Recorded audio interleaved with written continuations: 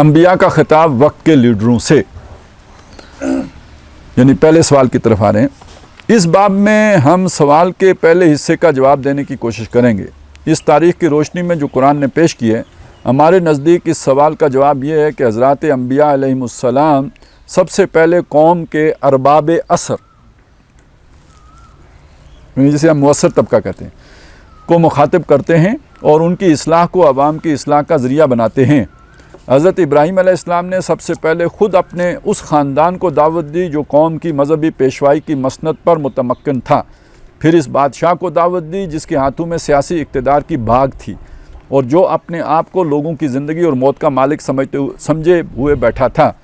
الم تر الی الذی حاج ابراہیم فی ربہ ان آتاہ اللہ الملک، کیا تم نے اس کو نہیں دیکھا جس نے ابراہیم سے اس کے رب کے باب میں اس وجہ سے حجت کی کہ خدا نے اس کو اقتدار بخشا تھا۔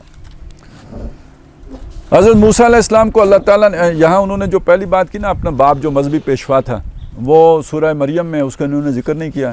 یا ابت لا تعبد ما لا یسمع ولا یبصر ولا یغنی عنک شیئا، تو یعنی اپنے باپ کو اور پھر یہ جو ہے نا نمرود کو۔ حضرت موسیٰ علیہ السلام کو اللہ تعالیٰ نے حکم دیا کہ سب سے پہلے فرعون کو مخاطب کریں، اذهب الی فرعون انہ طغی فقل هل لک الی ان تزکی واہدیک الی ربک فتخشی، تم فرعون کے پاس جاؤ، اس نے بہت سر اٹھایا ہے، اس سے کہو کہ کیا تم میں کچھ اپنے کو سدھارنے کا جذبہ ہے، کیا میں تمہیں تمہارے رب کی راہ دکھاؤں کہ تم اس سے ڈرنے والے بنو۔ حضرت دانیال علیہ السلام نے اپنے وقت کے شہنشاہ اعظم بنو خز نصر کو دعوت دی۔ یرمیہ نبی نے شمال کے بادشاہوں پر نبوت کی۔ حضرت مسیح علیہ السلام نے سب سے پہلے علماء یہود کو دعوت دی، یعنی اس وقت مؤثر طبقہ یہودیوں میں علماء کا تھا۔ اسی طرح حضرات نوح علیہ السلام، ہود علیہ السلام، شعیب علیہ السلام، سب کی دعوتیں قرآن مجید میں مذکور ہیں۔ ان میں ہر نبی نے سب سے پہلے اپنے وقت کے ارباب اقتدار اور متکبرین کو جھنجھوڑا اور ان کے افکار اور نظریات پر ضرب لگائی۔ سب سے آخر میں حضرت صلی اللہ علیہ وسلم کی بعثت ہوئی اور آپ کو حکم ہوا کہ اپنے قریبی رشتہ داروں کو ڈراؤ۔ یہ لوگ عرب کی مذہبی اور پدر سرانہ حکومت کے ارباب حل و عقد تھے اور اس کے واسطے سے سارے عرب کی اخلاقی اور سیاسی رہنمائی کر رہے تھے۔ عرب کے علاوہ بقیہ دنیا کو دعوت دینے کے لیے بھی آپ نے امت وسط کو جو طریقہ بتایا، امت وسط انورٹڈ کاماز میں، اب یہ وہ پیچھے چونکہ چیپٹرز میں وہ بحث گزر چکی ہے جو ہم پہلے پڑھ رہے ہیں، تو یعنی امت کا ایک خاص منصب ہے نا جس پر وہ فائز ہے، منصب امامت۔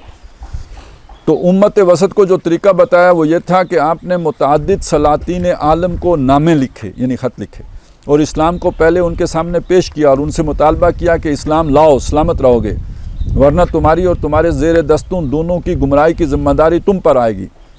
یہ اس امر کی طرف اشارہ تھا کہ بعد میں امت کے ارباب حل و عقد دعوت عام کے لیے اسی طریقہ کی پیروی کریں، اور خلافت راشدہ کی پوری تاریخ اس بات پر شاہد ہے، یعنی گواہ ہے، کہ حضرات صحابہ کرام رضوان اللہ تعالیٰ علیہم نے اس طریقہ پر تبلیغ عام کی وہ ذمہ داری ادا کی جو ان پر شہداء علی الناس کی حیثیت سے اللہ اور اس کے رسول کی طرف سے ڈالی گئی تھی۔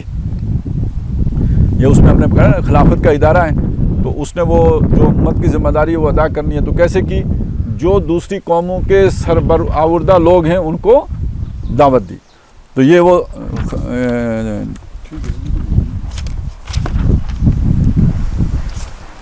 حضرت مسیح علیہ السلام کا خطاب، یہ ایک حقیقت ہے جس سے کوئی شخص جس نے انبیاء کی تاریخ پڑھی ہو انکار نہیں کر سکتا، لیکن ساتھ ہی اس واقعے سے بھی انکار نہیں کیا جا سکتا کہ جن کے بام و در پر آفتاب ہدایت کی کرنیں سب سے پہلے پھیلتی ہیں، تقدیر کی نیرنگی اسے قبول ہدایت میں سب سے پیچھے وہی رہتے ہیں۔ تقدیر کی نیرنگی سے قبول حق ہدایت میں سب سے پیچھے وہی رہتے ہیں۔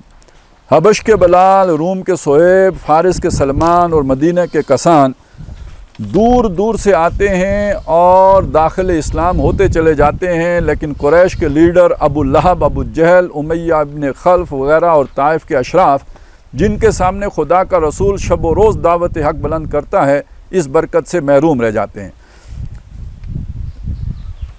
دو چیزیں علیحدہ علیحدہ ہو گئیں۔ دعوت کا مخاطب کون ہے؟ یہ ایک علیحدہ ایشو ہے. اسے قبول کون کرتا ہے یہ ایک علیحدہ ایشو ہے. اس کو کبھی گڑبڑ نہ کیجیے, کیونکہ یہ جب ہم کہتے ہیں نا کہ جی مخاطب ان کو بنانے ہیں, یار وہ تو دہری ہیں, وہ کہاں مانیں گے. تو مسئلہ یہ نہیں ہے, مسئلہ یہ ہے کہ مخاطب انہی کو کرنا ہے, پھر دیکھیں گے مانتا کون ہے. یہ بات سمجھ میں آ رہی ہے. ان میں سے اگر فیض پاتے بھی ہیں تو غریب عوام جن کی طرف ابھی دعوت کا خطاب براہ راست نہیں بلکہ بالواسطہ ہے. جو لوگ ترتیب دعوت میں پیچھے ہیں وہ قبول دعوت میں آگے ہو جاتے ہیں. اور حضرت مسیح علیہ السلام کی یہ بات پورے ہو کے رہتی ہے کہ کتنے ہیں جو آگے ہیں وہ پیچھے رہ جائیں گے, اور کتنے ہیں جو پیچھے ہیں وہ آگے ہو جائیں گے. لیکن اس واقعے کے باوجود حضرات انبیاء کرام علیہم السلام اپنی دعوت کی ترتیب نہیں بدلتے. نہیں ہے, مطلب وہ یہ نہیں دیکھتے کہ میری دعوت کو کدھر جو ہے نا سرایت کرے گی. وہ ترتیب میں اولیت لیڈروں کو دیتے ہیں باوجود اس کے کہ وہ نہیں مانتے. وہ تو آگے آئے گی نا, ابھی بس اتنا سمجھ لیں کہ یعنی یہ ایک ایسی بات ہے, یوں سمجھ لیں کہ آپ نے جو ہے نا کوئی پروڈکٹ بنائیے جس کی مارکیٹ جو ہے نا وہ انڈیا میں, لیکن آپ اس کی ایڈورٹائزمنٹ امریکہ میں کر رہے ہیں.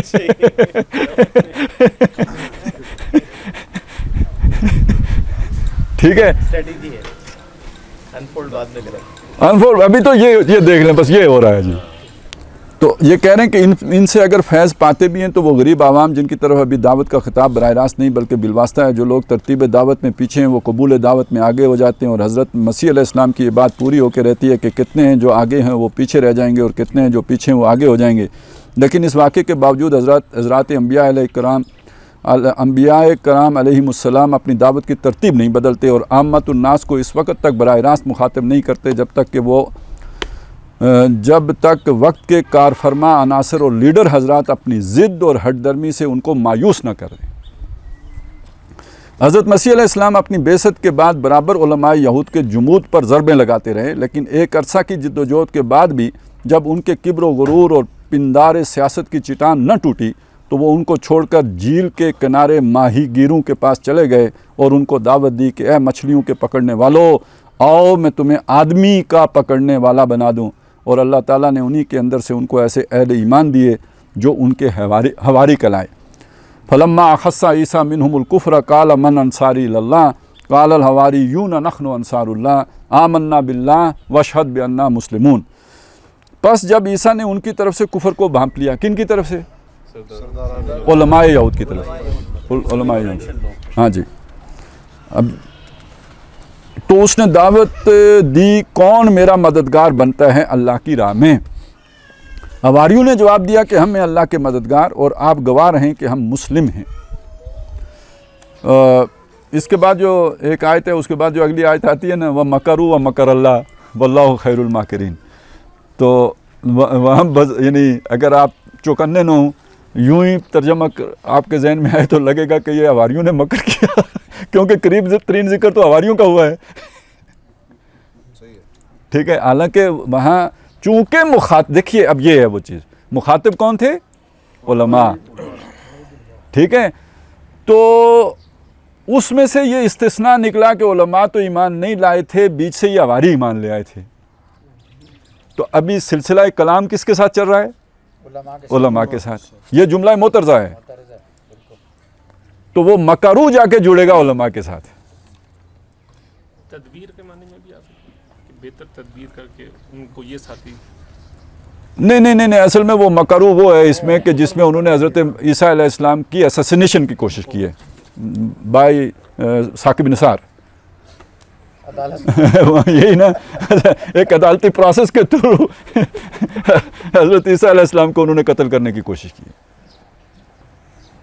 یہ مکر تھا ان کا.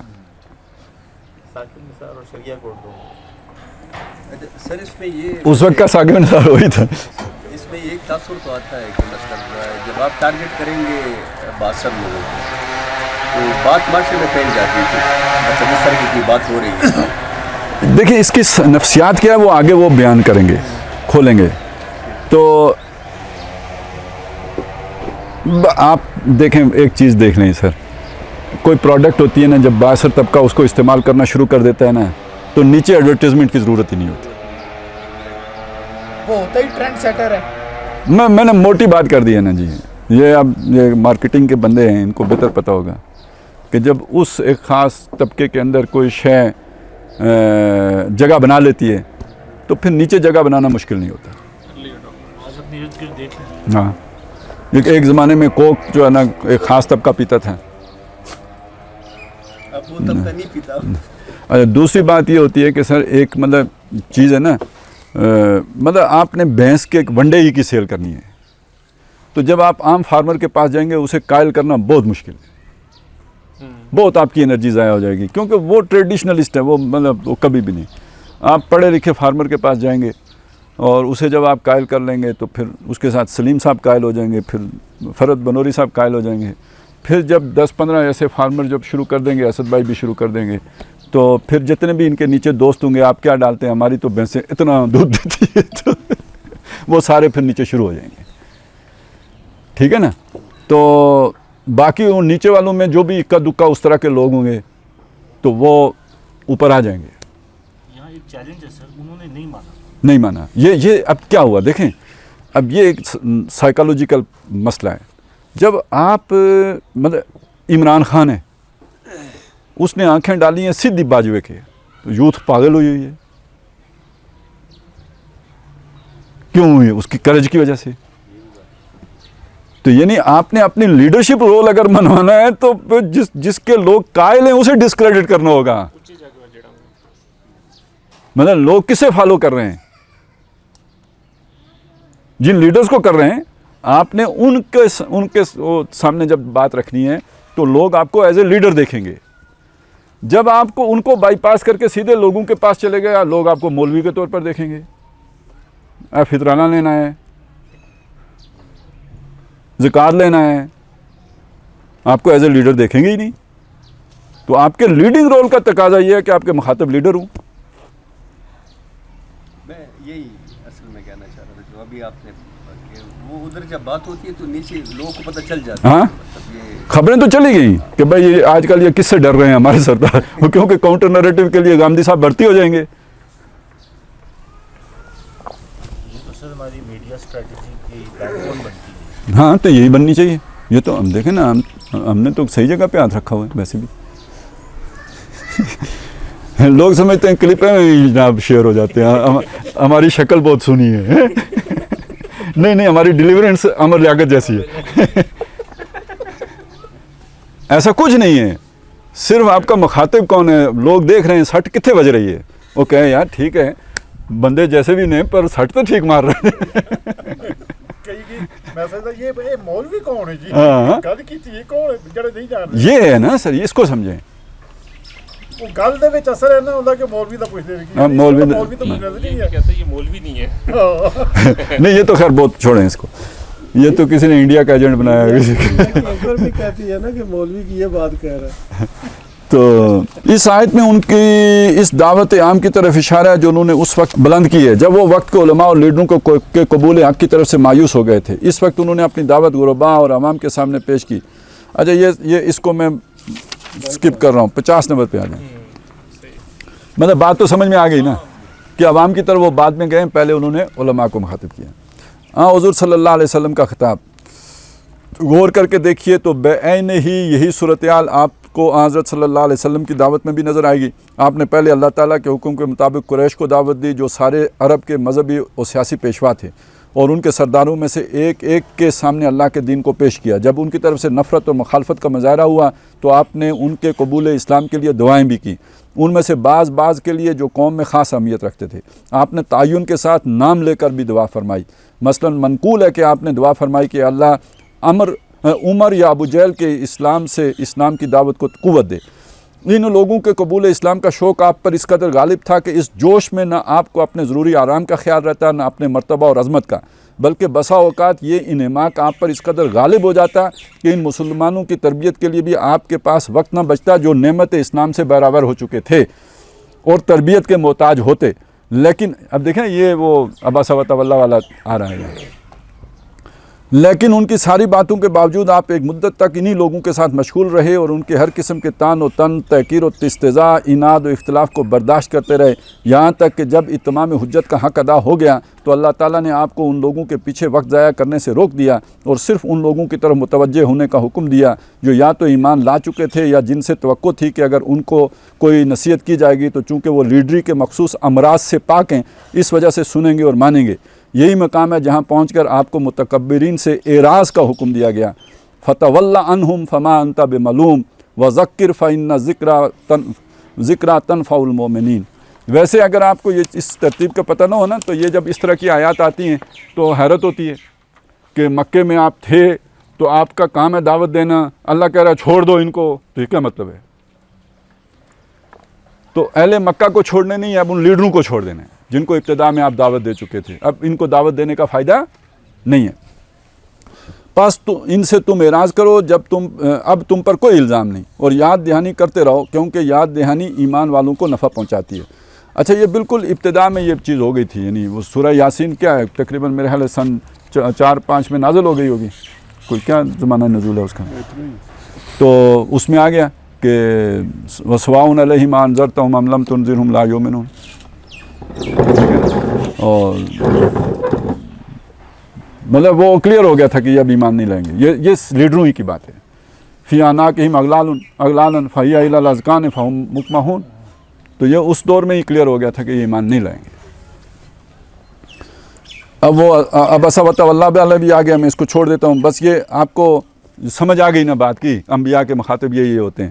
اب اس طرز خطاب کی وجوہ کیا ہیں، اسباب کیا ہیں، حکمت کیا ہے؟ حضرات انبیاء کرام علیہ السلام کا اپنی دعوت میں یہ ترتیب اختیار کرنا محض ایک اتفاقی واقعہ نہیں ہے، بلکہ اس کے پیچھے کچھ خاص اسباب ہیں جن میں سے بعض کی طرف ہم یہاں اشارہ کریں گے۔ پہلی وجہ، اس کی سب سے بڑی اور سب سے زیادہ واضح وجہ تو یہ ہے کہ عوام الناس علم و عمل، اخلاق و کردار میں ان لوگوں کے تابع ہوا کرتے ہیں جو سوسائٹی میں اثر و اقتدار رکھتے ہیں۔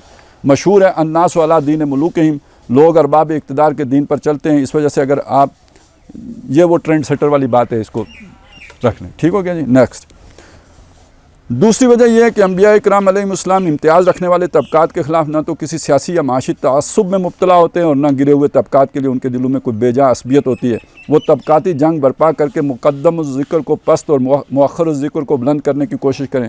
یہ سارا وہ جو طبقاتی کشمکش والا ہے، یہ اس کے حوالے سے کہ وہ خیر خواہ سب کے ہوتے ہیں، وہ لیڈروں کے بھی خیر خواہ ہوتے ہیں اور عوام کے بھی خیر خواہ ہوتے ہیں، تمام لوگوں کے خیر خواہ ہوتے ہیں، یعنی عصبیت سے پاک ہوتے ہیں، تعصبات سے پاک ہوتے ہیں۔ یہ چیز زیادہ تر ہے نا کمیونزم میں، ہاں، طبقاتی کشمکش انہوں نے ہی جنم دیے۔ اور یہ دیکھیں، یہ جو طبقاتی کشمکش ہے یہ کوئی ایسی بات نہیں ہے کہ جو ایک ریئیکشن، مطلب یہ کوئی ہوائی بات ہے۔ بالا تر طبقات کی نفرت عوام میں موجود ہوتی ہے، ساڑا، حسد، ان کی دولت کی وجہ سے، ان کے اقتدار کی وجہ سے۔ تو اس وجہ سے بعض لوگ مطلب ریئیکٹیو ہوتے ہیں، نفرت رکھتے ہیں ان سے، تو اس کو پھر کچھ لیڈر آ کے ایکسپلائٹ کر لیتے ہیں، وہ کمیونسٹ ریولوشن ہوتے ہیں۔ اب آپ کو سمجھ آئی جب رشید ارشد مجھے کہتا تھا کہ یہ کمیونسٹ سوچ کے حامل ہے، تو اصل میں مطلب اس کے پیچھے کیا ہوتا تھا کہ یہ کوئی رضائے الہی کے لیے نہیں ہے، اپنی وہ جو ایک غریب کو امیر سے نفرت ہوتی ہے، یہ اس کے تحت یہ سارا کچھ۔ اب سمجھے نا، وہ مومن آدمی کے خبیث کتنی گہری چوٹ لگا رہا تھا۔ چلیں، دوسری وجہ یہ ہوتی ہے جی، تیسری وجہ کی طرف آ جائیں۔ تیسری وجہ یہ ہے کہ جو طبقہ قوم میں اونچا ہے عموماً ذہنی اعتبار سے وہی برتر ہوتا ہے۔ یہ ذہنی برتری ہی در حقیقت اس کی قیادت کی جگہ دلاتی ہے، اور اس وجہ سے کوئی دعوت جس کا مقصد ایک اہم فکری اور عملی انقلاب ہو ان کو نظر انداز نہیں کر سکتی۔ یعنی یہ صاحب صلاحیت لوگ ہوتے ہیں۔ خیرکم فی الجاہلیت خیارکم فی الاسلام، یہ وہ جو الناس کالمعاد، یہ اس معاشرے کی کریم ہوتے ہیں۔ تو کسی بھی معاشرے کی کریم کو آپ اگنور نہیں کر سکتے۔ اچھا، اب آج کے دور میں آ کے یہ بات ذہن میں رکھ لیں کہ پہلے اگر ایک بادشاہ ہے، فرعون ہے، تو اپنے وقت کا سب سے زیادہ سمجھدار انسان بھی ہے۔ وہ کیا جی قول ہے کہ کلام الملوک ملوک الکلام، جو بادشاہ کلام کرتا ہے تو اس کا جو کلام ہوتا ہے وہ کلاموں کا بادشاہ ہوتا ہے.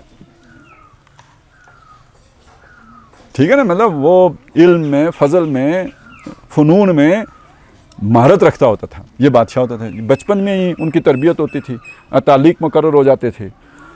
تو ہمارے زمانے میں جو عوامی حاکمیت کا دور آیا ہے تو اس میں شیخ رشید جیسے لوگ ہوتے ہیں, بند دماغ و بند ذہن, ان کے اندر تو ہواریوں جتنا بھی سمجھ نہیں ہوتی ہے. یہ تو انتہائی گھٹیا ترین مخلوق ہوتی ہے, یعنی عامت الناس سے بھی گرے ہوئے لوگ ہوتے ہیں. ان کو آپ لیڈروں کی سطح پہ نہ رکھیں. ہمارے معاشرے کی ڈیموگرافی بدل گئی ہے. اب معاشرے کے اندر فکر اور یہ جو چیزیں سیٹ کرنے والے لوگ ہیں جنہیں آپ انٹلیکچوئلز کہتے ہیں وہ ہوتے ہیں.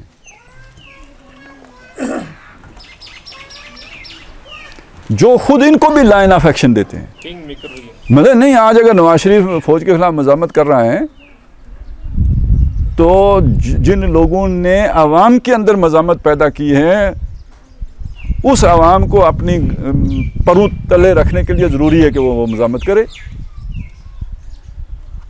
یہ مزاحمت جب پیپل پارٹی کرتی رہی تھی تو عوام اس کے ساتھ تھی. جب زرداری نے مفاہمت کر لی تو سیٹیں پنجاب میں ساتھ رہ گئیں.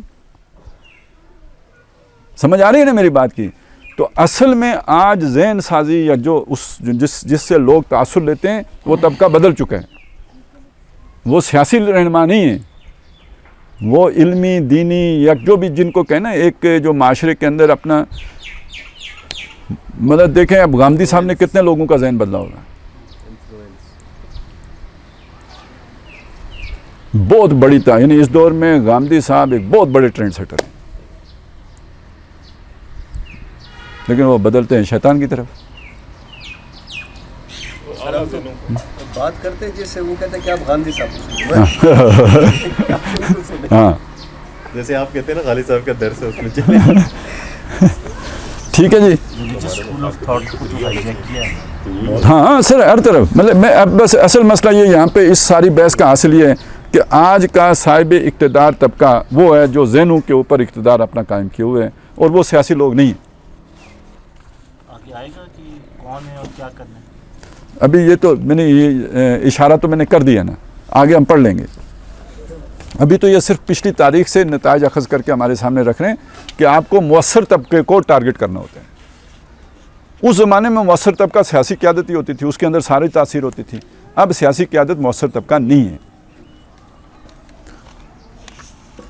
ان سیاسی جماعتوں میں ایسے لوگ ہوتے ہیں جو بہرحال انٹلیکچوئل ہوتے ہیں. مثلاً اب وہ مشاہد حسین ہے, کیا نام؟ شاہد اللہ. نہیں عبداللہ نہیں, مشاہد حسین سید ہے. مثلاً حسین حقانی ہے, رضا ربانی ہے. ہمارا تو پھر سے ڈیول پرپس ہو گیا, ایک طرف ہم دائیں ہیں, دوسری طرف ہمیں ٹرینڈ شٹر بھی بننا, تو ڈبل رول. تو ہم نے تو مطلب اب اصل میں یہ چلیں اس کی طرف بعد میں آئیں گے, ابھی اتنا سمجھ لیں کہ یہ کیا کہہ رہے ہیں. تیسری وجہ کہ اچھا یہ تو ذہنی سطح کے اوپر سے بھی اونچا ہوتا ہے. یہ صفحہ نمبر 54 پہ ہے کہ دوسری لائن سے میں چل رہا ہوں. اگر عوامی انقلاب برپا کر کے یہ ختم کر دیے جائیں تو پوری سوسائٹی بالکل اس دودھ کی مانند رہ جاتی ہے جس کا مکھن نکال لیا گیا ہو. یہ اس کی مثال افغانستان ہے. ایسی سوسائٹی جب انقلاب کی رست خیز سے فارغ ہو کر زندگی کی نئی تعمیر کے نقشے بناتی ہے تب اس کو اپنے دیوالیہ پن کا احساس ہوتا ہے. اب آپ سمجھ رہے ہیں کہ ہم نے ہمیشہ جب یہ بات کی ہے کہ بھئی افغانستان ماڈل نہیں ہے, ہم کیا کہہ رہے ہوتے ہیں. اس وقت اسے اعلانیہ نظر آتا ہے کہ آگے کے کاموں کے لیے جو ذہنی اور فکری صلاحیتیں درکار ہیں ان صلاحیتوں سے اس کی فوج بالکل خالی ہو چکی ہے. روس کے پہلے انقلاب کے بعد بالکل یہی صورت پیش آئی تھی. نہیں, آپ انقلاب تو لے آئے ہیں, آپ نے وہ سارے اٹھا کے پھینک دیے اور جناب آپ نے ناشتے بھی کر لیے, 25 آدمیوں کے 50 کے 100 کے سارے مار دیے. تو اس کے بعد جناب اب آپ نے انٹرنیشنل تصدیر انقلاب کرنا ہے تو اس کے لیے جو لیول چاہیے بندہ ہی کوئی نہیں رہا. پیچھے جناب سارے مزدور میں ہماری طرح یہ بالشویک ہاں سر یہ بھی تو کہا جاتا ہے نا کہ ایک تو کور ٹیم تھی اللہ کے نبی صلی اللہ علیہ وسلم کی, لیکن اس کے بعد جو نیا بلڈ آیا تھا فتح مکہ کے بعد ہمیں ساری جو فتوحات کے اندر وہ بلڈ بہت تو وہ ان کو سیف رکھا گیا نا, ہاں ان کو مار دیتے غزوہ فتح مکہ کے موقع پہ, تو پھر کدھر سے آتے؟ ان کی وہ بھی کی دل وہ جو معاملہ تالیف قلب. تالیف قلب. اچھا جی, تو یہ کہتے ہیں کہ جب یہ ہو گیا, انقلاب کے خاتمے پر جن لوگوں کے ہاتھوں میں طاقت آئی وہ بالکل نہیں جانتے تھے کہ اپنے نظریات پر حکومت کا انتظام کس طرح چلائیں. نتیجہ یہ ہوا کہ آگ اور خون کی ہولی کھیل کر جو اقتدار انہوں نے حاصل کیا وہ اقتدار خود سنبھال نہ سکے, بلکہ سنبھالنے کے لیے اس کو انہی لوگوں کے حوالے کرنا پڑا جن سے وہ چھینا گیا تھا. یہ گروہ ہنگامہ عام سے مرعوب ہو کر ان کے نئے نظریات کے آگے جھک تو ضرور گیا تھا, مطلب جرنلوں نے وقتی طور پر نیوٹرل ہو گئے تھے, اے پولیٹیکل ہو گئے تھے, لیکن اپنے دل کے اندر ان کے خلاف سخت نفرت اور عداوت چھپائے ہوئے تھے. ہاں, تو یہ مطلب پاکستان کی بھی صورتحال ابھی یہی ہو رہا ہے نا. اسی لیے اس وجہ سے اس اقتدار کو اس نے بالکل منافقانہ طور پر استعمال کیا, اور اس کے ہاتھوں میں پہلے اشتراکی انقلاب کا اشر وہی ہوا, یعنی یہ لینن کی بات ہو رہی ہے, جو کسی تحریک کا اس کو منافقانہ طور پر اختیار کرنے والوں کے ہاتھوں ہو سکتا ہے, جو عاقب سعید کے ہاتھوں تنظیم اسلامی کا ہوا ہے. اور امام خمینی نے بھی یہی کی. انبیاء کرام علیہ السلام کا طریقہ دعوت اس قسم کی غلطیوں سے بالکل پاک ہے. وہ اپنی دعوت سب سے پہلے ذہین طبقے کے سامنے پیش کرتے ہیں. اس طبقے میں ذہین طبقہ اب آ گیا ہے یہاں پہ, اس طبقے کے سامنے پیش کرتے ہیں. اس طبقے میں سے جو لوگ ذہانت کے ساتھ سیرت کی بلندی بھی رکھتے ہیں. اب یہ بہت اہم بات ہے, ذہین لوگوں کا عام طور پر سیرت و کردار بہت گھٹیا ہوتا ہے. وہ نعیم بخاری کی کہانی ان کو سنا دینا, وہ عیاشیوں میں پڑے ہوتے ہیں نا. ذہین بندہ جب وہ اپنے ذہن وہ ادھر لے کے جاتا ہے تو جہاں تک اس کی عیاشی کی سوچ جائے گی, آپ سوچ سکتے ہیں کہاں تک جائے گی. عام آدمی تو اس کا تصور نہیں کر سکتا. اب اس عیاشی کو پانے کے لیے اسے اپنا دماغ بیچ کے, تو یہ 5 لاکھ والا اینکر ہے, یہ 10 لاکھ والا اینکر ہے, یہ 25 لاکھ والا اینکر ہے, یہ 40 لاکھ والا اینکر ہے, یہ عامر لیاقت حسین ہے. سمجھ رہے ہیں نا, یہ ہوتا ہے. اب پھر اسی لیول کی عیاشی بھی کرنی ہوتی ہے. تو اس انٹلیکچوئل مائنورٹی میں سے وہ لوگ کہ جو عیاش پرست نہیں ہوتے,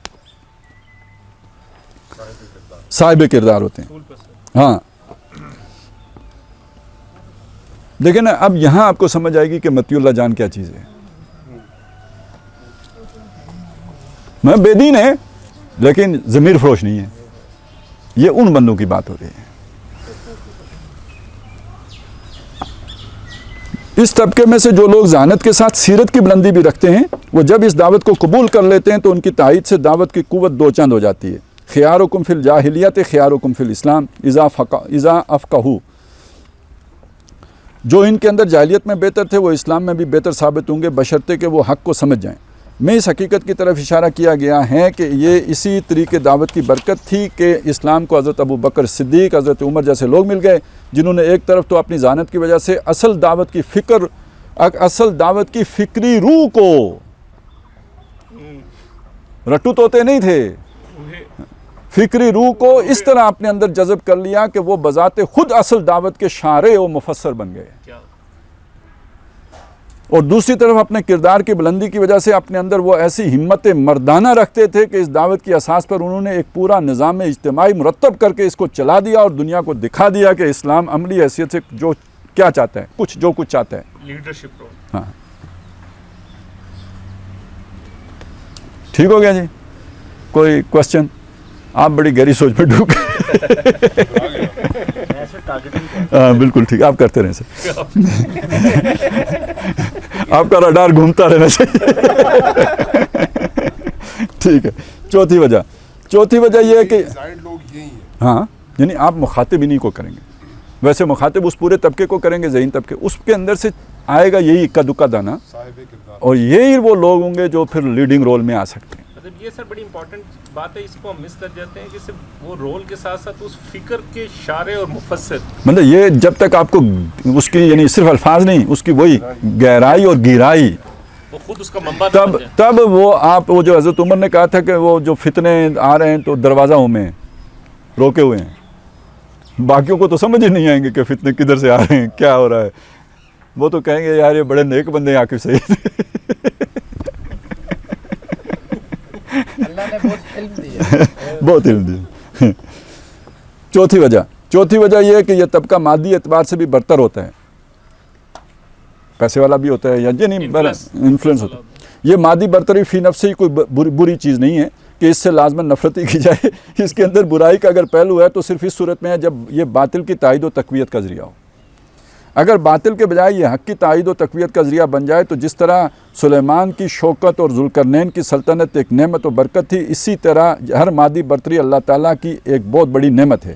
حضرت صلی اللہ علیہ وسلم کو قریش کے ارباب جاؤ کو حق کی دعوت پہنچانے میں جس قدر انعماق تھا, اس میں جہاں اور پہلو مد نظر تھے وہاں خاص طور پر یہ چیز بھی پیش نظر تھی کہ اگر یہ لوگ دعوت قبول کر لیں گے تو جن مادی اسباب و وسائل پر یہ قابض ہیں وہ آپ حق کی نصرت و اعانت کے لیے وقف ہو جائیں گے. اس سے ایک طرف تو یہ ہوگا کہ باطل کے ہاتھوں میں سے ایک بہت بڑی طاقت چھن جائے گی, اور دوسری طرف یہ ہوگا کہ یہی طاقت باطل کے خلاف لڑنے کے لیے حق کے ہاتھوں میں ایک زبردست تلوار بن جائے گی. ہر دعوت حق کا آغاز بے سر و سامانی ہی کی حالت میں ہوتا ہے, اور وہ اسی طرح آہستہ آہستہ وقت کے مادی وسائل و ذرائع کو فتح اور ایجاد و اختراع کی قابلیتوں اور علوم و فنون کی طاقتوں کو مسخر کرتی ہے, اور جب وقت آتا ہے ان کو باطل کے خلاف صف آرا کر دیتی ہے. اس بات کو جس طرح دنیا کی ہر تحریک کا لیڈر چاہتا ہے, اسی طرح حضرات انبیاء کرام علیہم السلام بھی اس کو چاہتے ہیں. لیکن دوسروں میں اور انبیاء کرام میں یہ فرق ہے کہ ان کے یہاں یہ چیز اتنی اہمیت کبھی نہیں حاصل کرتی کہ اس کے آگے خود اصل مقصد غیرعام ہو جائے. اس وجہ سے جس منزل میں یہ خواہش اپنی اصل حد سے متجاوز ہونے لگتی ہے وہاں اللہ تعالیٰ اپنے انبیاء کو روک دیتا ہے کہ تم کفار کے مال و جا کی طرف نظر نہ اٹھاؤ, تمہاری دعوت زاد و رحلہ اور اپنی حفاظت و ترقی کے سر و سامان خود اپنے اندر رکھتی ہے, اور اللہ تعالیٰ تمہارا اور تمہاری دعوت کا خود کفیل ہے. وَلَا تَمُدَّنَّ عَيْنَاكَ إِلَىٰ مَا مَتَّعْنَا بِهِ أَزْوَاجًا مِّنْهُمْ زَهْرَةَ الْحَيَاةِ الدُّنْيَا لِنَفْتِنَهُمْ فِيهِ وَرِزْقُ رَبِّكَ خَيْرٌ وَأَبْقَىٰ وَأْمُرْ أَهْلَكَ بِالصَّلَاةِ وَاصْطَبِرْ عَلَيْهَا لَا نَسْلُكَ رِزْقًا نَحْنُ نَرْزُقُكَ وَالْعَاقِبَةُ لِلتَّقْوَىٰ. اور ان کی بعض جماعتوں کو آسائش زندگی کی جس رونق سے ہم نے ان کی آزمائش کے لیے بہرامند کر رکھا ہے اس کی طرف نگاہ نہ اٹھاؤ, اور تمہارے رب کا رزق بہتر اور پائیدار ہے, اور اپنے لوگوں کو نماز کا حکم دو اور اس پر جمے رہو. ہم تم سے رزق کا مطالبہ نہیں کرتے, ہم تم کو رزق دیں گے, اور انجام کار فیروز مندی تقویٰ کے لیے ہے. ٹھیک ہے جی. تو بہرحال اس میں وہ بھی وَاصْبِرْ نَفْسَكَ مَعَ الَّذِينَ يَدْعُونَ رَبَّهُمْ بِالْغَدَاةِ وَالْعَشِيِّ يُرِيدُونَ وَجْهَهُ وَلَا تَعْدُ عَيْنَاكَ عَنْهُمْ تُرِيدُ زِينَةَ الْحَيَاةِ الدُّنْيَا. وہ آیت بھی اس میں آپ فٹ کر سکتے ہیں. پانچویں یہ وجہ یہ ہے کہ حضرات انبیاء کرام علیہم السلام دنیا میں ایک ایسے نظام حق کو برپا کرنے کے لیے آتے ہیں جس کی بنیاد خدا کی بندگی, ایماندارانہ تنقید, بے رو رعایت, احتساب, اجتہاد اور شورا پر مبنی ہو, نہ کہ شخصیت پرستی پر. اب یہ بہت اہم بحث ہے, اس کو ذرا سمجھیے گا. اس وجہ سے قدرتی طور پر وہ سب سے پہلے ان لوگوں کو تلاش کرتے ہیں جن کی طبیعت میں کم از کم اتنی بلندی ہو کہ وہ اشخاص کے پیچھے چلنے کے بجائے اپنی فکر اور رائے کے پیچھے چل سکیں. آگے سمجھ میں بات. اس لیے میں کہتا ہوں یار لیڈر بناؤ, پیروکار بنانے کی ضرورت نہیں ہے, وہ بہت ہیں, وہ مل جاتے ہیں. جن لوگوں کے اندر یہ جوہر نہ ہو وہ اس مقصد کے لیے بیکار ہیں. یعنی اقامت دین کے مقصد کے لیے وہ لوگ بیکار ہیں جن کے اندر لیڈرشپ رول کی اہلیت نہ ہو, جو شخصیت پرست ہوں, بیکار ہیں. ہمیں ایک سہولت ہے جو حضور کو نہیں تھی, انہیں تو ہر بندہ لینا ہے, کیونکہ اسلام حضور کے ساتھ ہی ہے, ان کے اندر ہی ہے. ہماری یہ مجبوری نہیں ہے. جو اس طرح کا بندہ ہے وہ تبلیغی جماعت میں چلا جائے. ہم جس مقصد کے لیے کھڑے ہوئے ہیں ہمیں اس مقصد کے لوگوں کو اپنے ساتھ جوڑنا ہے. اور اگر آپ سمجھتے ہیں کہ اس بندے میں وہ قابلیت نہیں ہے, اس کی خیرخواہی کا تقاضا یہ ہے کہ وہ یہاں ٹائم ضائع نہ کرے, اسے آپ خود مشورہ دیں کہ تبلیغی جماعت میں چلے جاؤ.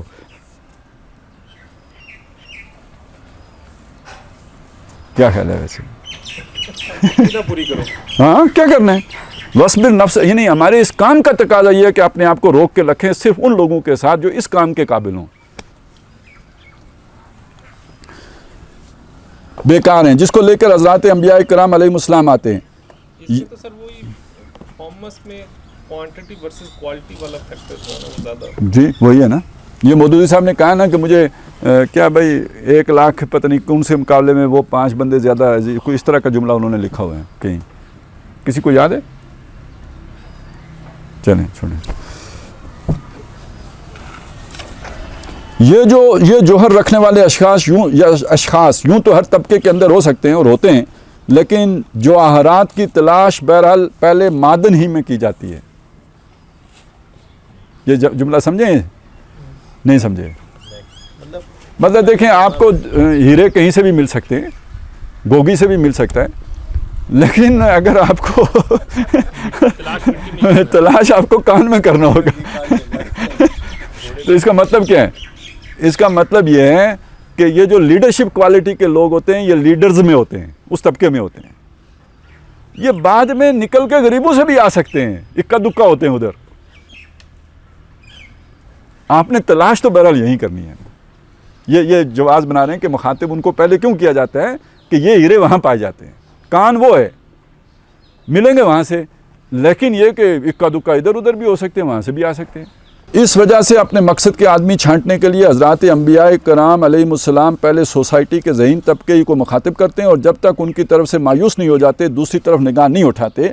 इसके बरक्स जो लोग उसूल व मकासद के बजाय, अब सुने, जो लोग उसूल व मकासद की बजाय अपनी शख्सियतों की परस्तिश कराना चाहते हैं, वो हमेशा ज़हीन तबके से कतरा कर अवाम में अपनी तहरीक चलाते हैं।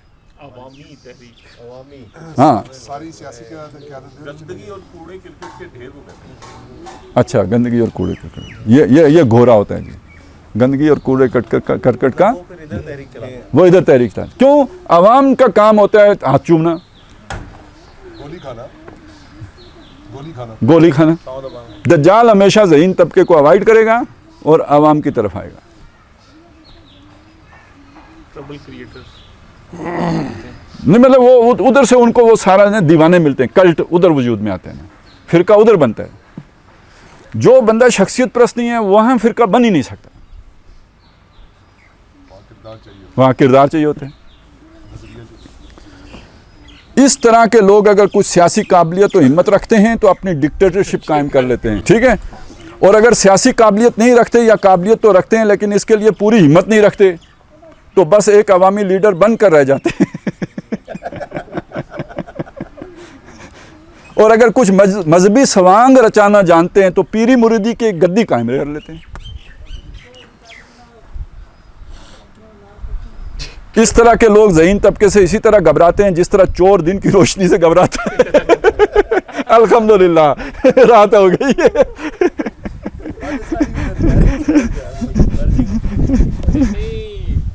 अमीन हसन इस्लाई किसको सुना रहे ये सोचने की बात है।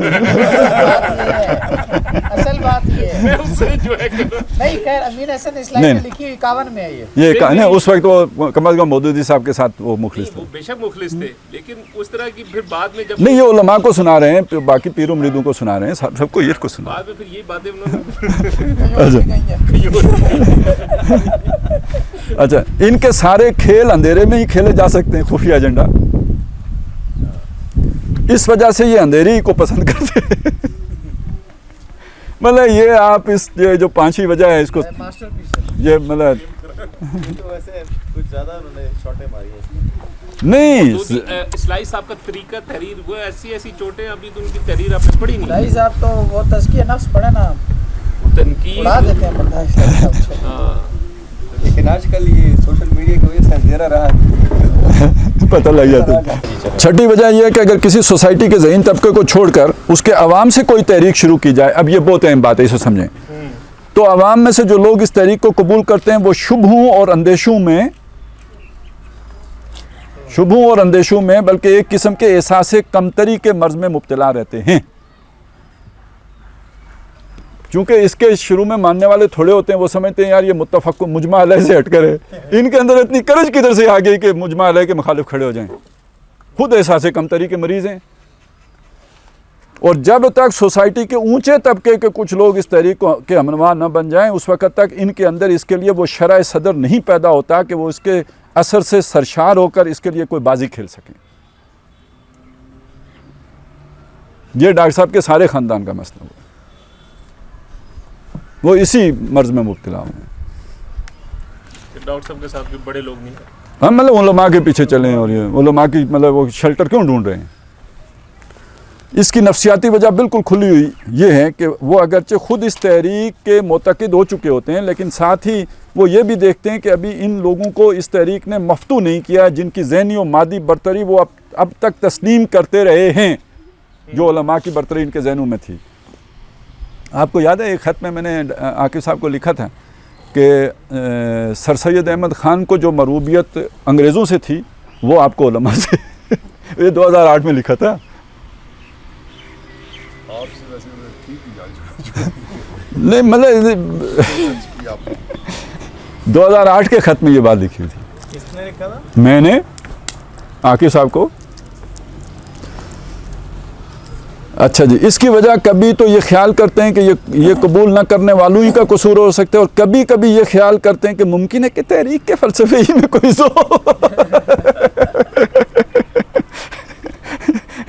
ٹھیک ہے, کوئی ذوف ہو جو ان کی نظر میں آ رہا ہو اور ان کو نظر نہ آ رہا ہو. ہاں, یہ تذبذب کی بیماری ان کی تحریک کے لیے بالکل بیکار بنا کر چھوڑ دیتی ہے, اور وہ اقرار کر کے بھی گویا انکار کرنے والوں ہی کی صف میں رہتے ہیں. حضرات انبیاء کرام علیہم السلام کا طریقہ اس خامی سے بالکل پاک ہے. وہ شروع ہی میں ان لوگوں کے افکار و نظریات پر حملہ کرتے ہیں جن کی قیادت میں سوسائٹی کا نظام چل رہا ہوتا ہے, اور کچھ دنوں کی کشمکش کے بعد وہ ایک طرف تو وقت کے اخلاقی, سیاسی اور مابعد الطبیعیاتی فلسفے کی جڑیں اکھاڑ کے رکھ دیتے ہیں, اور دوسری طرف ان لوگوں کو زج کر دیتے ہیں جو اس غلط فلسفہ پر نظام اجتماعی و سیاسی کو چلا رہے ہوتے ہیں. یہاں آپ کو ڈاکٹر صاحب کے اندر کمزوری نظر آئے گی کہ جس طرح مودودی صاحب نے علماء کو اکھاڑ کے پھینکا ہے, ڈاکٹر صاحب نے یہ کام نہیں کیا, تو وہ پھر ان کا اثر ان کی تحریک کے اندر آ گیا.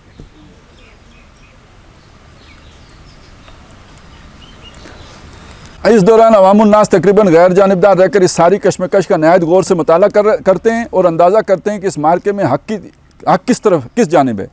بعض پر جو ذہین ہوتے ہیں پہلے مرحلے میں واضح ہو جاتا ہے کہ حق پیغمبر کے ساتھ ہے اور وہ اس کو قبول کر لیتے ہیں. باقی جو زیادہ ذہین نہیں ہوتے کچھ عرصہ تذبذب میں مبتلا رہتے ہیں, لیکن جب یہ کشمکش اس مرحلے میں پہنچتی ہے کہ جس مرحلے میں باطل اپنی حمایت اور حق کے باطل کے لیے اوچھے ہتھیاروں کے استعمال پر اتر آتا ہے, تو ان کے سامنے بھی حق بالکل واضح ہو کر آ جاتا ہے اور وہ بھی اس کے آگے سر جھکا دیتے ہیں. عوام الناس کے یہ دونوں گروہ حق کو قبول کرنے میں کچھ آگے پیچھے ہوتے ہیں, لیکن دونوں ہی اس کو اعلیٰ وجہ البصیرت قبول کرتے ہیں. اس وجہ سے وہ اس احساس کمتری میں مبتلا رہنے سے محفوظ رہتے ہیں. ان کے سامنے ان کی لیڈرشپ پہلے ڈسکریڈٹ ہو جاتی ہے, اس وجہ سے ان کے اندر پھر احساس کمتری نہیں پیدا ہوتا, جس کی وجہ سے سابق ذکر گروہ مبتلا ہو جاتے ہیں. ان کے دلوں پر سے حق کے مخالفین کا رعب بالکل اٹھ چکا ہوتا ہے. یہ دیکھ چکے ہوتے ہیں کہ ان لوگوں کے پاس اپنے رویے کو جائز ثابت کرنے کے لیے ہٹ درمی اور ضد کے سوا کوئی دلیل نہیں ہے. ان کی مکاری, خود غرضی اور جال سازی بھی ان کی نگاہوں کے سامنے پوری طرح آ جاتی ہے. یہ جو اسد بھائی لوگوں کے ساتھ ہوا تھا کیوں جی, آپ کے ساتھ یہی ہوا تھا نا. یہ ہماری کشمکش شروع ہوئی تھی تو آپ اس میں جو ہے نا ثالث کے طور پر آئے تھے اور یہ سارا آپ پر کھل گیا تھا. تو اب اس کے بعد مطلب سلیم صاحب نے جو کیا ان کے ساتھ وہ ہم نے بھی نہیں کیا سمجھ گئے. یہ ساری پریکٹیکل باتیں ہیں. اس وجہ سے ان کی دیرینہ قیادت اور سابقہ عظمت کا احترام بھی ان کے دلوں سے نکل جاتے ہیں. یہ بصیرت ان کے اندر احساس کمتری کی بجائے ایک احساس برتری پیدا کر دیتی ہے, اور وہ بڑوں کی مخالفت سے جھجکنے اور ڈرنے کی جگہ ان کے مقابل میں حق کی حمایت کرتے ہوئے ایک غیر معمولی رفعت کا احساس کرتے ہیں. یہ چیز ان کو ذہنی اور اخلاقی پہلو سے اتنا اونچا کر دیتی ہے کہ اگرچہ اس کی تعداد تھوڑی ہو, اگرچہ ان کی تلواریں چھیتڑوں میں لپٹی ہوئی ہوں, اگرچہ ان کے تیروں پر ٹکوں کی پھپتی چست کی جاتی ہو, لیکن بڑے بڑے غر کے آہن سورماؤں اور حسب و نسب و جاؤ جلال رکھنے والے صنادید کے مقابل میں ان کو لا کر ان کے ذریعے سے بدر کا مارکا سر کیا جا سکتا ہے. ٹھیک ہو گیا جی, لگ پتہ گیا. امیت یہ میں کہتا ہوں یہ میدان میں بنتی ہے. یہ کشمکش کے نتیجے میں جو ہے نا یہ جماعت وجود میں آتی ہے. وہ آپ کی جو کشمکش ہو رہی تھی اس کو عوام دیکھ کے جو آپ ان کو ڈسکریڈٹ کر دیتے ہیں، اس سے عوام حوصلہ پکڑ کے جو آپ کے ساتھ آئی ہوتی ہے وہ کسی احساس کمتری کا شکار نہیں ہوتی. اور لیڈرشپ کو ڈسکریڈٹ کیے بغیر آپ عوام کے اندر وہ حوصلہ پیدا ہی نہیں کر سکتے.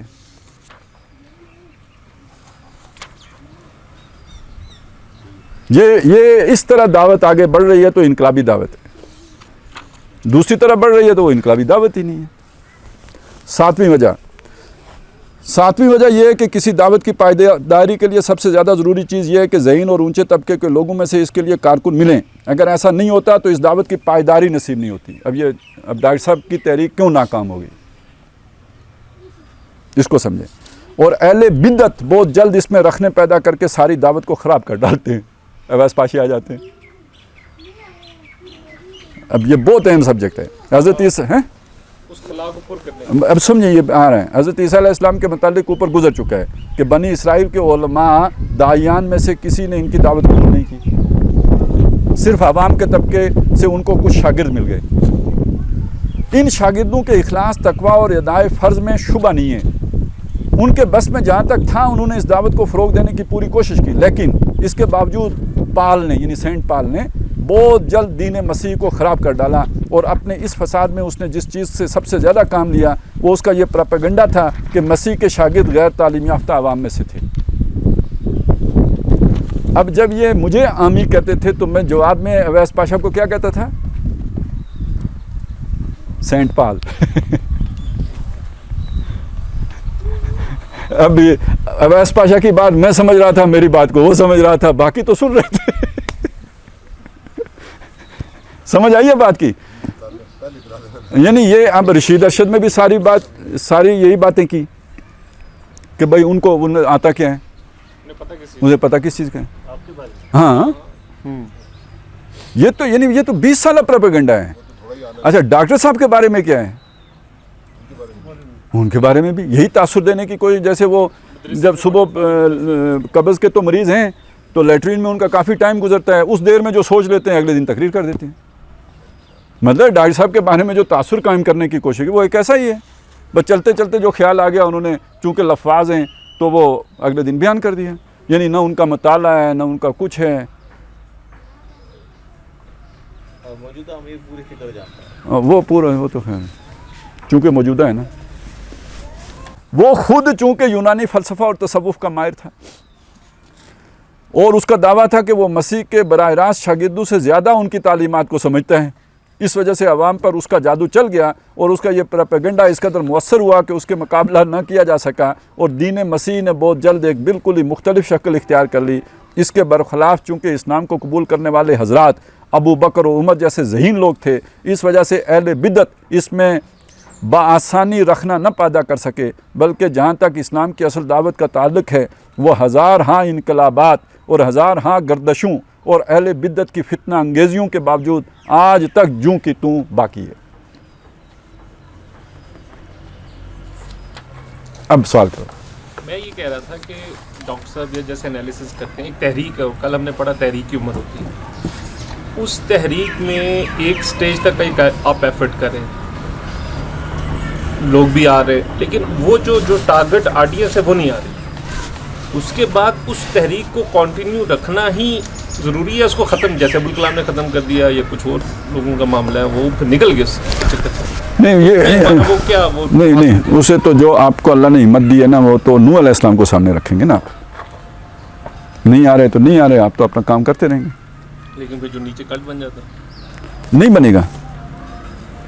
بنے گا.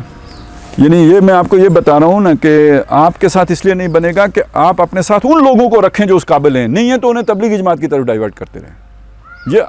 یہ آپ کی اپنی صحت کے لیے بہت ضروری ہے. آپ کی لیگیسی وہ خراب ہو جائے. آپ کی پھر اگر یہ لوگ رہیں گے تو یہ بدعت لے آئیں گے نا. اگر یہ آپ کے ابو بکر عمر بن جائے، یہ اگر آپ کے ابو بکر عمر بن گئے تو پھر یہ ہوگا. کوالٹی پہ کمپرومائز کبھی نہ کریں. اچھا یہ چیز یعنی کئی دفعہ عاقل صاحب کو کہا نا وَاصْبِرْ نَفْسَكَ مَعَ الَّذِينَ يَدْعُونَ رَبَّكَ، یہ رضائے الہ کے لیے پھر یہ بھی کرو نا. ہمارا ایک خاص فیلڈ ہے بھائی، ہمیں اس طرح کا بندہ چاہیے. باقیوں کو جانے دیں، جب سارے ہی اسلام کا کام کر رہے ہیں، مانتے ہیں اسلام کا کام کر رہے ہیں، تو جس کو جو جگہ ساج رہی ہے ادھر بھیجیں. سر پریکٹیکلی اس کو بول دیں کہ تم چلا جاؤ. بالکل بول دیں. سر آپ نے میرے دورہ ترجمہ قرآن کے آخر میں میں نے نہیں کہا، میں آپ سب ساتھیوں کو گلا ہوا کہ میں نے بھائی اتنی زوردار شبان کی دعوت پیش نہیں کی ہے، میں نہیں کرنا چاہتا، کیونکہ ادھر تو ہر طرح کا بندہ آیا ہوا ہے. کام کے تھے وہ آ گئے. اس چیز کو سمجھیں کہ آپ بندوں کو لے کے آئیں سلیکٹڈ، اور آپ کے نظام تربیت سے گزارنے کے بعد جو بندہ آپ سمجھتے ہیں کہ یار یہ پرابلم ہے اس کی، یا یہ اس کا مزاج وہ نہیں ہے، اس کو مطلب یعنی وہ اگر آپ تربیت سے اس کے نکھار سکتے ہیں تو اچھی بات ہے. خود اس کی خیر خواہی کا تقاضا یہ ہے کہ جہاں پر وہ پھل پھول سکتا ہے، رزلٹ دے سکتے ہیں، ادھر بھیجیں. آپ اگر یہ سمجھتے ہیں کہ بھائی ہم ہی نہیں ہیں وہ کیا کہتے ہیں اس کو ناجی گروہ، تو کہ جس میں وہ فٹ ہوتا ہے ادھر بھیجیں. سمجھ آئیے کہ تحریک خلافت جو ڈاکٹر صاحب نے شروع کی تھی وہ تنظیم کے مزاج کے کیوں خلاف؟ سمجھ آ گئی ہے؟ آج سمجھ. حالانکہ ہم نے اس وقت بھی ڈاکٹر صاحب سے کہا تھا کہ یہ آپ جناب ٹریپ میں گر رہے ہیں، آپ اس کو نہیں کریں. آپ اس کو عوام میں لے کے جائیں. اور آپ کے ساتھ عاقب صاحب نے بھی کہا تھا. مطلب انہوں نے تو منمایون طریقے سے کہا تھا، مجھے ڈاکٹر صاحب نے خود بلا کے کہا تو کفن پھاڑ کے بولا. یہ میرے پہلے ڈاکٹر صاحب کے سامنے وہ تھا، ادھر ہی سے میں پھنسا. اور پہلے میں ڈاکٹر صاحب کو پریز کرنے کے لیے نہیں کھڑا ہوا تھا، وہ کرنے والے بہت ہوتے ہیں، میں نے کبھی کیا ہی نہیں. یہ پہلی دفعہ میں ڈاکٹر صاحب کے آمنے سامنے بولا تھا، اور وہ میں سمجھ رہا تھا کوئی نہیں بول رہا اس طرح، اور یہ ڈاکٹر صاحب غلط کر رہے ہیں، تو تب بولا تھا. کیا کہا آپ نے؟ میں نے کہا یہ آپ تحریک خلافت شروع کر رہے ہیں، آپ نے اپنی تحریک کی بنیاد دو چیزوں پہ رکھی ہے، فرائض دینی کا جامع تصور اور منہج انقلاب نبوی. یہ آپ کی بنیادی اساسات ہیں. ایک بندہ تحریک خلافت میں شامل ہو کے محنت کرتا ہے تو وہ فرائض دینی کے جامع تصور پہ تو پورا نہیں اترتا ہے نا. اور منہج کا یہ والا جو اور منہج کے مطابق تو آپ نے یوں کر کے چلنا ہے، تو یہ تو ابھی وہ قرآن کی بنیاد پہ بلانا ہے، نہ کہ جذباتی بنیادوں پہ بلانا ہے. تو نہ منہج پہ فٹ آتی ہے تو نہ اس پہ فٹ آتی ہے، تو یہ آپ کیا شروع کر رہے ہیں؟ اس کا مطلب سر یہ ہے کہ جب تک آپ کے پاس وہ مطلوبہ لیڈرشپ تیار نہ ہو جائے آپ میس موومنٹ میں یا بالکل کبھی میس ایکٹیویٹی میں نہیں جا سکتے. مطلب آپ کو ٹیمپٹیشن بھی ہو تو نہیں جانا چاہیے. صحیح بات ہے. آپ کو جرنلوں کی پوری کور آ کے کہے کہ بھائی ہم آپ کے ساتھ ہیں، چل بچا، تو سمجھ لیں کہ آپ کو سولی چڑھانے کے لیے یہ بات کہہ رہے ہیں. آپ کی ٹارگیٹنگ. ڈاکٹر صاحب کا کیا جواب تھا آپ کی بات پر؟ یا کچھ نہیں تھا؟ وہ تو انہوں نے مطلب بیت کا نظام تھا.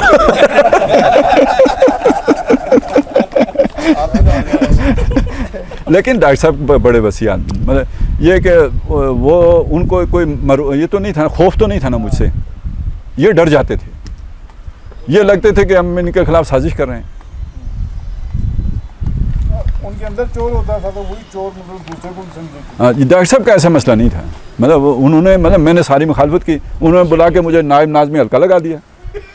اس سے پہلے میں کخ بھی نہیں تھا، نہ نقیب نہ امیر، کچھ نہیں تھا. تو اس سے آپ ڈاکٹر صاحب بھی تنقید سے نہیں گھبراتے تھے یہ وہ، بلکہ انہیں خوشی ہوئی یار کہ میں نے صحیح بات میری ٹھیک ہے. خاتمہ بحث ہو جائے. یہ وجوہ ہیں جن کی وجہ سے حضرات انبیاء کرام علیہ السلام کا طریقہ دعوت ہمیشہ یہ رہا ہے کہ انہوں نے پہلے ذہین طبقے کو مخاطب کیا، اور یہی طریقہ ان تمام حالات میں نتیجہ خیز ہو سکتا ہے جبکہ کسی جزوی اصلاح کی جگہ کلی اصلاح کی ضرورت درپیش ہو. اگر کسی جگہ اسلام کا نظام حق قائم ہو اور اس کے اندر کوئی جزوی خرابی پیدا ہو گئی ہو اور اس کی اصلاح کرنی ہو تو اس صورت میں بلا شبہ صرف اسی گروہ کو مخاطب کیا جائے گا جو مذکورہ خرابی کا ذمہ دار ہے. لیکن جہاں سرے سے اسلامی نظام قائم ہی نہ ہو اور کسی جزوی اصلاح کی جگہ کلی اصلاح کا معاملہ درپیش ہو، وہاں لازم ہے کہ حضرات ابھی یہ سمجھیں. یہ خلاصہ بحث بہت اہم ہے. وہ یہ عمران خان ریاست مدینہ، یہ جناب تبلیغی جماعت، یہ فلانا، یہ سب جو ہے نا وقت کا ضیاع ہے. جزوی مطلب اصلاح کی باتیں، کلی اصلاح کی بات ہوگی. اصلاح کی جگہ کلی اصلاح کا معاملہ درپیش ہو، وہاں لازم ہے کہ حضرات انبیاء کرام علیہ السلام کے طریق پر دعوت عام بلند کی جائے، اور اس دعوت میں سب سے پہلے اس ملک کے ذہین اور کار فرما عناصر کو خطاب کیا جائے. عام اس سے کہ وہ مسلمانوں کی قوم سے تعلق رکھتے ہوں یا غیر مسلموں سے. ٹھیک ہے، یہ سوال کے پہلے جز کا جواب تھا. اب ہم سوال کے دوسرے حصے پر بحث کریں گے. کب کریں گے؟ اگلی تربیتی کورس میں کریں گے.